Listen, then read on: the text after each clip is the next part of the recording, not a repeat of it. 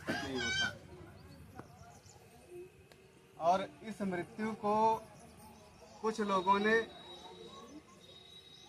निश्चित कर दिया, कुछ किताबें लिखकर, जिसे हम लोग धार्मिक किताबें कहते हैं, तो उसमें निश्चित कर दिया कि जो है ये भाग्य की बात है, परंतु ये भाग्य की बात नहीं। तथागत गौतम बुद्ध जी ने जब ज्ञान प्राप्त किया उसके पश्चात उन्होंने ये बातें कही। उन्होंने संसार को परम सत्य जो होता है उससे अवगत कराया। जो मिथ्या बातें थी उसको उन्होंने तथ्यों के आधार पर साबित किया कि ये बातें मिथ्या हैं, और जो सत्य था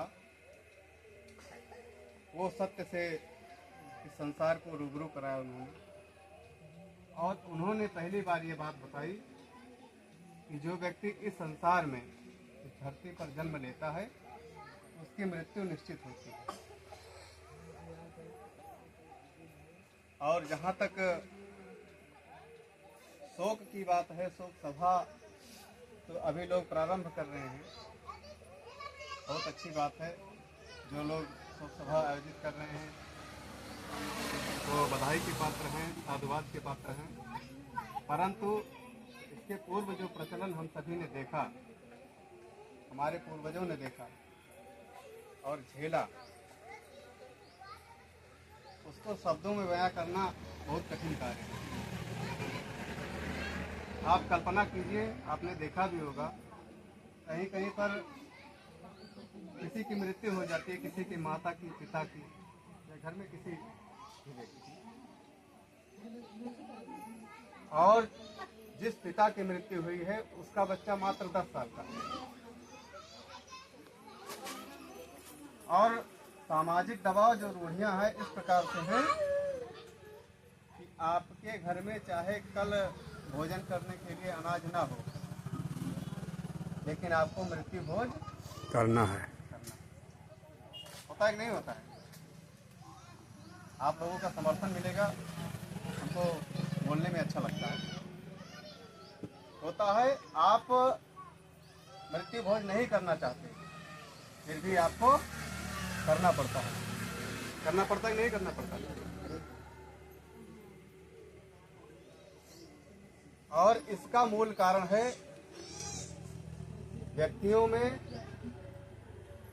किताबों के माध्यम से इस अवधारणा को बैठाना कि शरीर में आत्मा होती है और उस आत्मा की शांति के लिए हमको मृत्यु भोज करना चाहिए। लेकिन आप सभी ये जानते हैं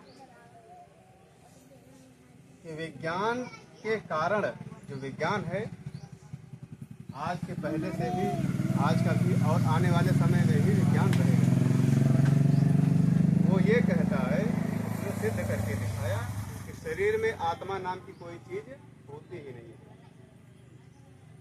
आप एक छोटे से तर्क के माध्यम से इस बात को समझ सकते हैं। जैसे हमारा जो शरीर होता है, धार्मिक किताबों के माध्यम से, कहावतों के माध्यम से, कहानियों के माध्यम से उसमें ये बात बताई गई है कि व्यक्ति के शरीर में आत्मा होती है, और कितनी आत्मा होती है? एक आत्मा होती है। यही तो बताया गया है। एक बात बताइए, जब एक शरीर में एक ही आत्मा होती है, तो जब किसी का कोई अंग प्रत्यंग जो विखंडित हो जाता है, कट जाता है, शरीर से अलग हो जाता है, जैसे मान लीजिए हमारा हाथ कट गया, कल्पना के लिए, तो हमारा हाथ जब वहाँ दूर पड़ता है और शरीर यहाँ है, तो हाथ वहाँ अलग तड़प रहा है और शरीर अलग तड़प रहा है, जबकि शरीर में एक ही आत्मा है। एक शरीर में दो आत्माएं तो रह नहीं सकती, तो वो हाथ वहाँ पर क्यों तड़प रहा है और शरीर यहाँ पर क्यों तड़प रहा है? इसका मतलब शरीर में आत्मा नाम की कोई चीज नहीं होती है।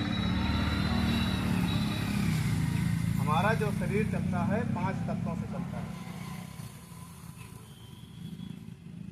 और उन 5 तत्वों में से एक भी चीजें भी आपको